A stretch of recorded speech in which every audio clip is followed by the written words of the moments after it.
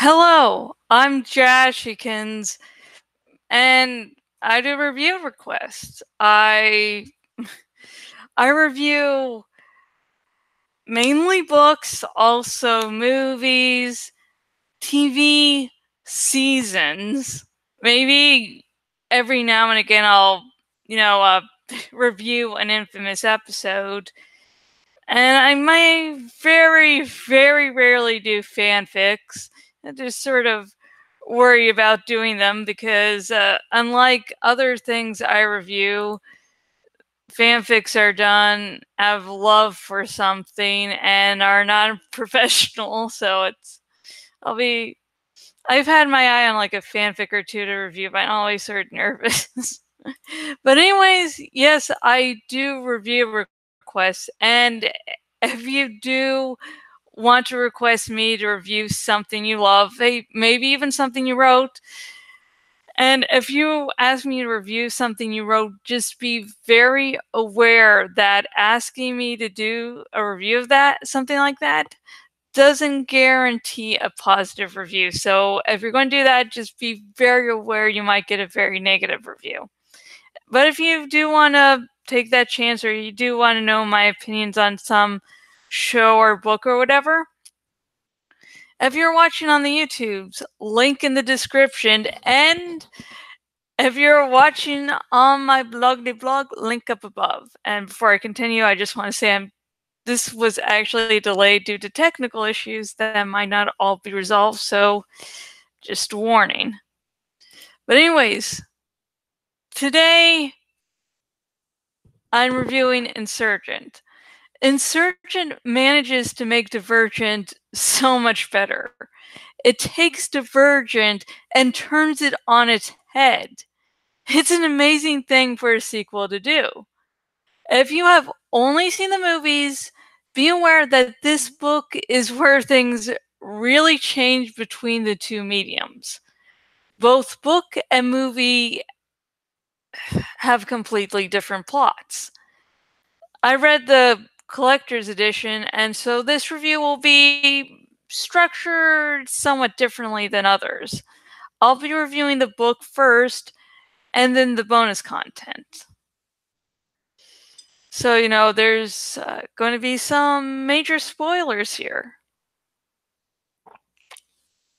So, if you haven't yet read the book and care about spoilers, if you're watching this on the YouTubes, link in the description. And if you're watching on my blog, link below this video. And both links will take you to where you can buy your very own copy of Insurgent, and then later come back and watch the review. And hey, if you don't care at all about spoilers, then, continue watching.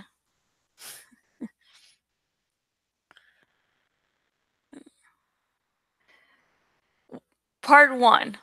Trish and Tobias's chaotic love story. Trish and Tobias grew together in the first book. By the end, she couldn't force herself to kill Tobias. So, what does the happy couple do in Insurgent? Well, they aren't exactly happy. This is understandable, as there needs to be some relationship drama. I admit I like drama that isn't so, extreme. I prefer them staying together, but I can understand the appeal of such storylines, as well as how Trish and Tobias' story would play out. By the end of the first book, both of them have been shaken to the core. Both have the tendency to react to fear in different ways. Tobias has been hardened through his years of abuse as well as dauntless training. The first book showed readers that he tends not to emote well. He can do things out of the kindness of his heart, but his actions can still seem callous. Besides the city breaking down around him, he finds out that his mother's alive. At first, he is angry about her presence and then quickly sides with her. This could both be his need to cling to something familiar that he remembers as being good, and anyone who dislikes Marcus, his father, can't be that horrible. The more he clings to that safety net, the farther away he gets from Trish. At one point, he brings Trish along to give her much needed analysis on his mother and then quickly disregards it when she starts saying what he doesn't want to hear. Trish hasn't been toughened like Tobias has. She came from a family of 2 loving parents and brother. She never had to learn how to become hardened like her boyfriend. So at the end of Divergent, she is faced with horrible situations. Her parents are dead, she shot Will, and her world is breaking apart due to rebellion. Then in Insurgent, more bad things happen. Caleb turns out to be a traitor, and her fight for the truth causes a distance with Tobias. Trish breaks under the pressure. She hides her shame of killing Will from Tobias. She goes into dangerous situations in the hope she can just die. Tobias brings up that he can't be with this new broken Trish. While this is cruel, he is doing anything he can to snap her back to reality. Luckily, by the end, Trish and Tobias recover enough to find each other once again. Okay.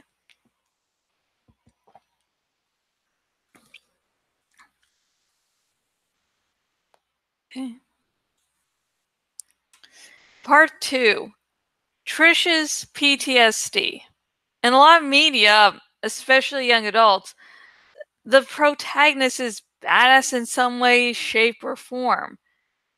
And if the protagonist is a badass in terms of fighting prowess, it's usually customary to have them always use weapons. They could suffer from a past experience, but would never put down their weapon. Such is the case of Katniss Everdeen in the Hunger Games trilogy. Trish is a bit of an exception in Insurgent. After the trauma she experienced at the end of Divergent, she can no longer hold a gun. The regret of not forgiving Al and shooting Will continues to haunt her to the point she can't hold up a gun. The only time she does hold a gun in the book is a paintball gun and a gun in a simulation. For the case of the former, she is able to differentiate the paintball gun from something that actually kills. For the case of the latter, it is a simulation, and she ends up shooting herself with it to defeat the simulation of her. The other thing her PTSD causes her to do is to run into danger so that she will die. She makes multiple decisions on the basis of wanting to die because she can't handle life anymore. At one point, Tobias tells her she needs to shape up or he will break off the relationship. He believes she does have the ability to become strong yet again. Having such a PTSD adult Heronian teaches kids a valuable lesson. Mental illness doesn't make you weak. You can still be a hero and kick ass.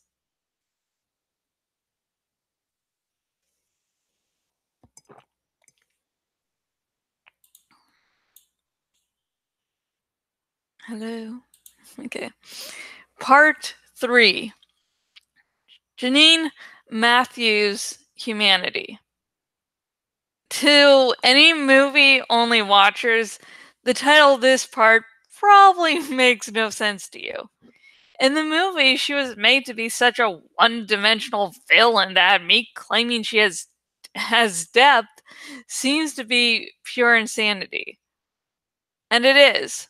This part applies to only the book version of Janine Matthews. Insurgent delights in making its villains and heroes complex.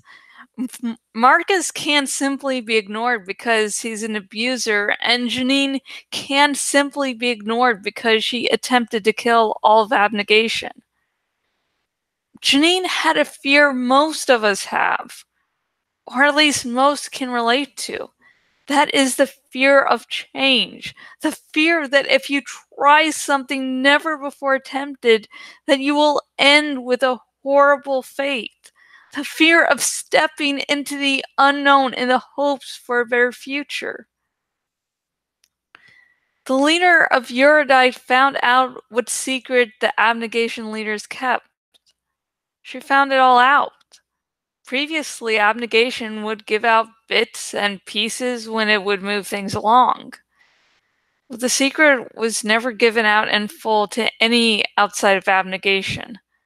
That is until Janine was given it by Marcus. She found out that the life she knew was just a lie, that it was fabricated as a sort of experiment. Worse than that, abnegation would soon be releasing the secret so that everyone could leave the city. She didn't know what state the world would be in and was scared of change.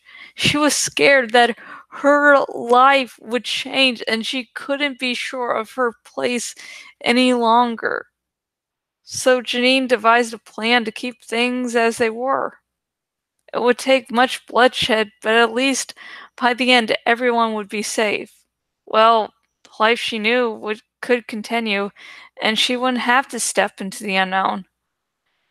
She would have to kill an entire faction, both so no one knowing the secret was living and the Divergents would die. But at least her way of life could continue. Janine Matthews was not evil for evil's sake. But that doesn't make her any less of a villain.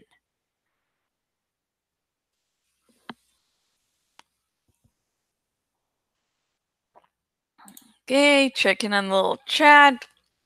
No viewers, no one in chat per normal. Okay, come on. Okay. Part 4. 2 LGBTQ plus characters. Some young adult fiction I've read, it's never stated in canon when a character is LGBTQ plus.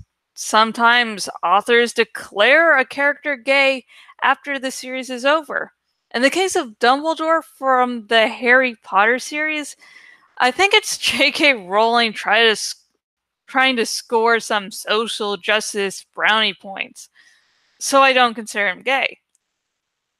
But that's another rant that would take too much time away from this review. Another case is Gaffinolin and Myrtle from the Animorphs series. Michael Grant, co-author of the series, stated they were gay after the release of the series. Unlike how Dumbledore was clumsily shoehorned in as gay, the two Andalites have much more facts in canon that support a gay relationship. They have such a strong connection that they can sense each other's presence within a certain distance. And it's something that has never before been stated to happen before in the series. So, something very special. Yeah, just friends. Insurgent has Lynn having romantic feelings toward Marlene. Unfortunately, it isn't directly stated, but it is heavily implied that it is the case. It's said that Lynn liked Marlene more than any of them. So at least this is a big step in the right direction. Again, checking the chat. That has no one.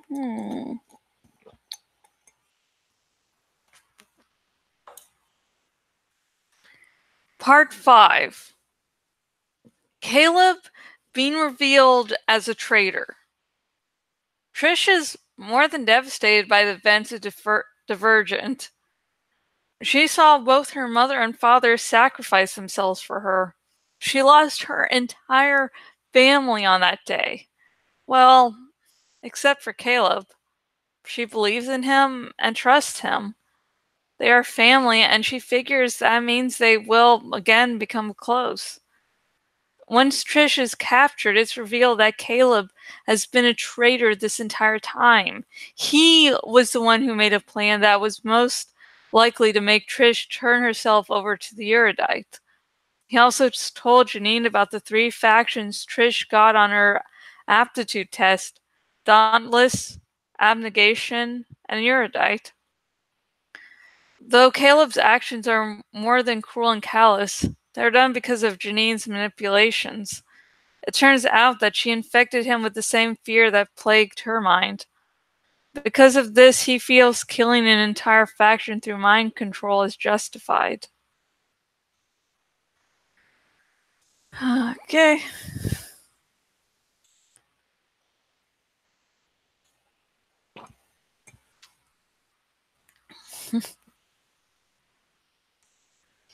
Six, Trish's parents. Insurgent is very much about taking the story you thought you knew and turning it on its head. It's what makes this book so enjoyable to read. It's why it is my favorite book in the series, hands down. One of the things explored in greater detail is Trish's parents. She learns that her mother and father weren't who she thought they were. This is very important. Hang on, let me try reading that again. This is a very important lesson in anyone's life. It is one of the moments that makes your dissension. Oh god, I should have edited that. Okay, hang on. It is one of the moments that marks your ascension into adulthood. You learn that your parents aren't as perfect as you thought, and you learn how to deal with it. Some of us are unlucky enough to have an emotionally abusive parent or two and can't say any inspiring stories about them.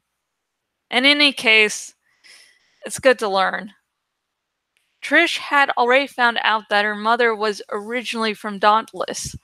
In Insurgent, she finds out her mother's sole purpose wasn't to rescue her. Instead, Trish's mother was trying to steal back the important information Janine had originally taken. But once Trish's mother found out Trish was in trouble, she changed her goals. It was shocking for Trish to find out her own mother died for the document she didn't yet understand. Trish's father was originally from Erudite. His utter hatred of the faction suddenly makes sense. It isn't a hatred because he's abnegation, but because he has experienced the lifestyle there. For one reason or another, he decided to get out of Erudite. This fact helped sway Caleb to betray his family as well as any morals he had.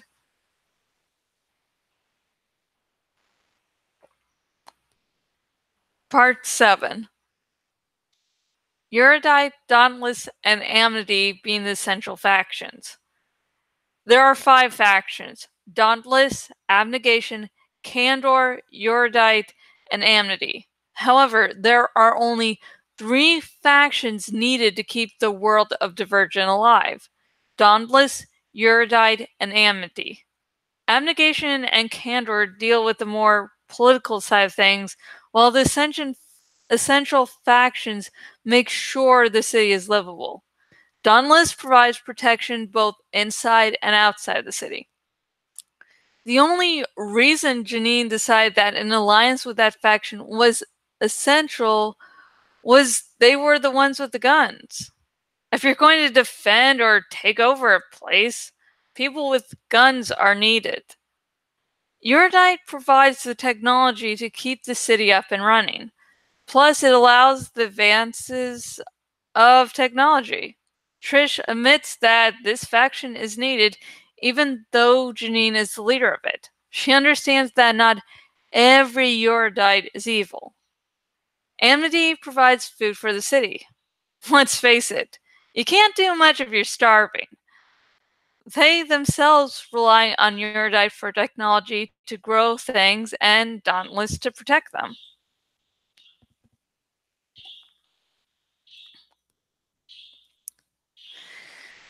And for my long-time viewers, you can sort of tell that, oh, this review is going on way much longer. You decided to add some extra parts. And yeah, I sort of did that because, well, I figured there's such a long wait between reviews that I decided to add more parts. So you get more out of each review, even though you have to wait a long time for each one. Part 8, Marcus Eden's Complexity. Marcus Eden was first introduced in Divergent as Ford's abusive father. At first, he hardly seemed to be in any way complex. He was an abuser that put on a friendly face to others around him. As someone with an emotionally abusive father, I can't begin to tell you how terrifying that type of person is. Someone who others will say is kind and won't believe you when you say otherwise. In Insurgent, it's revealed that Ford left abnegation purely to escape his father. I can get behind that idea as a big factor for looking for a job, and a way to move out was to move away from my dad's influence. Though I still need him to help with things from time to time. Can't wait for a day far in the future when I can finally leave him behind. Anyways, suffice it to say, I can understand Ford's actions. Marcus, apart from Tobias's memories of him, is a complex character. While he is abusive, he is a good leader. He is able to focus on tasks while tuning out the rest of the world. He is able to tell when he does need to enlist others that he might not truly respect. I would never want to be friends with Marcus, but if I needed someone to follow, he would be a pretty reliable person. Part 9. The real reason for the factions. From Divergent, it had seemed as if this city just existed, that for some reason a group of people had decided to settle there. As there was no outside world mentioned, it could be guessed that this is post-apocalyptic fiction. But there really is no mention of an outside world. Just a guess here and there about what could be outside the fence. At the end of Insurgent, we find out the answer. An unnamed organization decided that war had become so devastating that a way to change human behavior had to be found. So they took a city and stuck people in it. The whole social experiment was to try and find a way for humanity to live in peace. Some, like Amanda Ritter / Edith Pryor, had their memories erased so that they would become part of the experiment. Judging by the fact rebellion has ignited within the city, the whole human nature thing wasn't changed. Part 10. Why I didn't watch Allegiant. When I watched the movie adaptation of Divergent, I felt indifferent. It wasn't a good or bad adaptation. It merely lingered in the middle.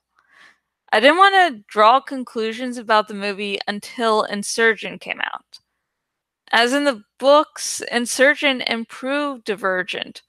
I figured the movie sequel would make or break the sequel. Well, make or break, the whole movie franchise they wanted to have going for the Divergent series.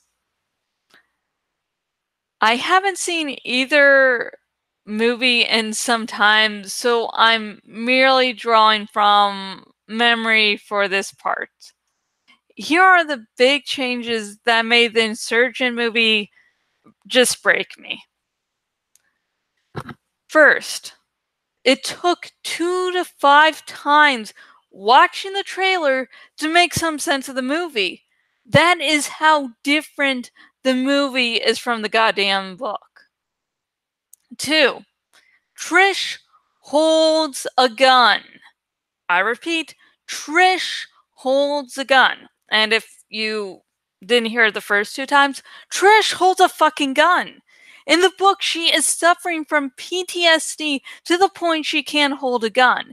She is only able to hold a paintball gun because it feels different from her usual gun. Then she holds a gun in simulation near the end of the book. Now that one isn't a real gun. 3.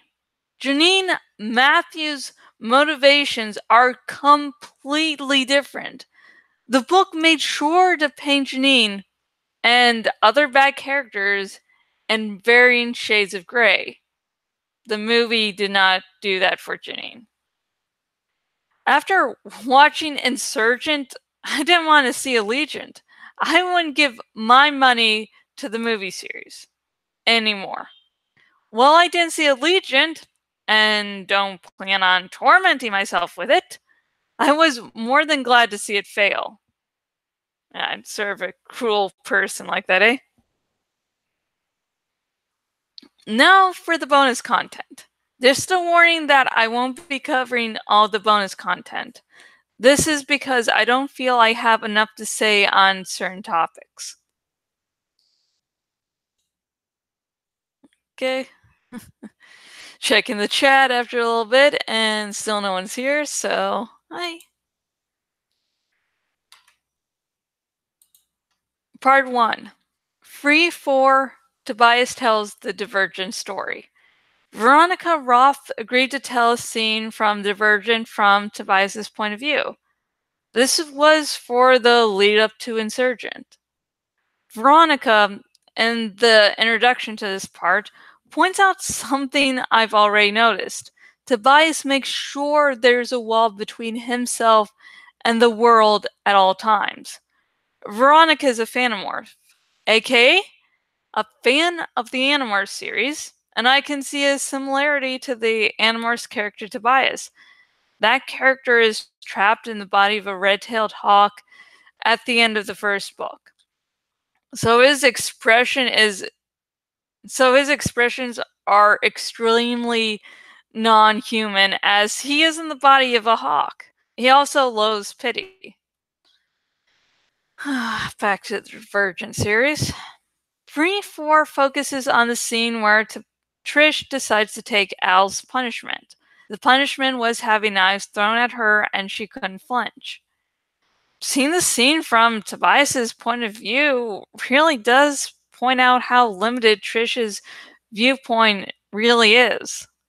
From Tobias's point of view, you are clearly able to see the extent of Dauntless's downfall/change. You are able to see how he is dealing with his feelings for Trish and how he is desperately trying to keep her safe. It's actually hilarious to see that Tobias knows when he messes up. At one point, he berates himself for not realizing she can't read minds. Part 2. Q&A with Veronica Roth. This part is interesting as it gives you insight into the writing process.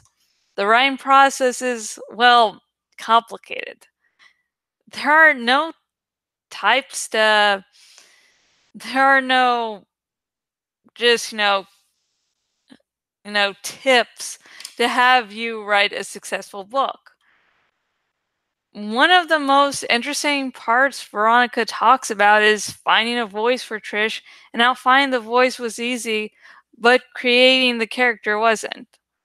As someone who adores writing in first person, I was a little nervous reading her opinion on it. I shouldn't have been afraid because she has a good take on it. She mentions first person is easier to write and when she begins a project, but by the end, third person is easier for her.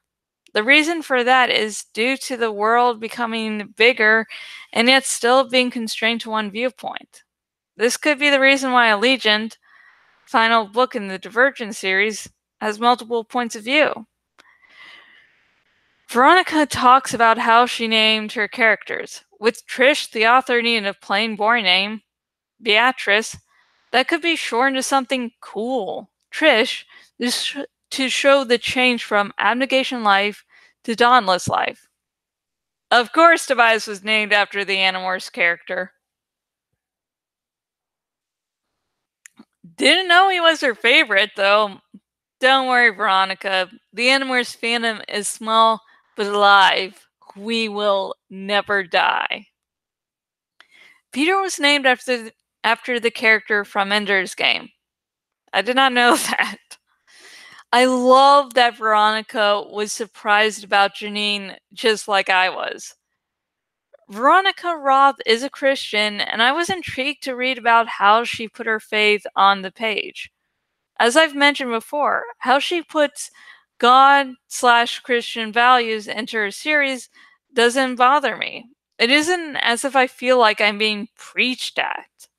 She mentions Trish thinking about God from time to time, as she finds that to be part of the teenage experience. I agree with her on that point. When we're teenagers, we start to question things, and to some, God is part of that process. Just like we question things, Trish also doesn't leave any stone unturned. Veronica talks about love triangles. She, like me, agrees they can be interesting, but can be used as a crush. She made sure that a love triangle was needed before ditching the idea. I like this decision as the story becomes much, much, much stronger because of it. While Veronica loves abnegation, she does admit the faction does have a flaw. The flaw is how the faction doesn't care so much for the individual. I was actually reading this part of the Q&A and thought that mere seconds before reading it. Part 3. Veronica Roth talks about character death. Death scenes are extremely important. They show how the book / show / movie / etc. views the subject of death. Veronica mentions writing violence, but never wanting people to grow desensitized to violence because of her work. As she is writing for young adults, this is even more important to do. While just because you read a book doesn't mean you will imitate it, that is hardly the same thing as saying books won't affect you. The whole connection between fiction and reality is a really complex topic. After Jaws was released, there were real world effects. So you can't just say books won't affect you. But, this too complicated just to, doing this review. So I grew up on Animorphs, which treated war/death with respect. It showed that war wasn't black and white, it was gray. It also showed that sometimes war is necessary, but that it isn't a glorious thing. Those feelings have stuck with me through the years. If you're wondering, I'm not against vets and think that the government needs to treat them better.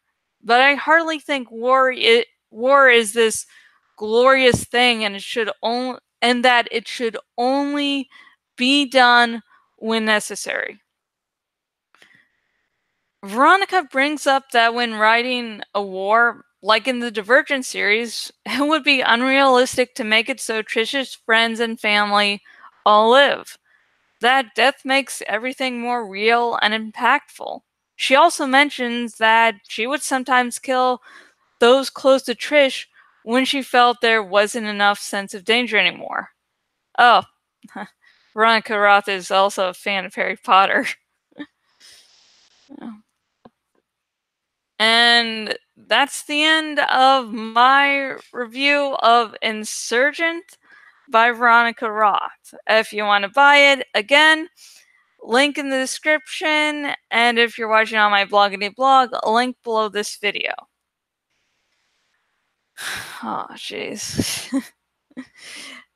And the next book I will be reading is Insurgent by Veronica Roth, as the final book in the series. There are also a spin-off story and a spin-off, book, but I won't be covering them at this time. After Insurgent, I'm going to start covering other books. Sorry. And if you did like this video, please like this video and subscribe to my YouTube channel. And if you're watching on my bloggity blog and are viewing on the desktop version of my bloggity blog, please choose the follow by email option. And I was going to be doing another writing session episode, but with these technical difficulties and the fact I'm already feeling a little bit sick, I can't deal with another one at this moment. I'm sorry. But the next book I will be doing a review of is Insurgent by Veronica Roth. And the next video I will be doing will be more of Animorphs number 5, The Predator by Kay Applegate. And that will be on Friday. So Friday, I will be doing more of my dramatic reading of Animorphs number 5, The Predator by Kay Applegate. And the next book I will be reading will be Insurgent, and I have no release date yet for the review. And until next video, goodbye.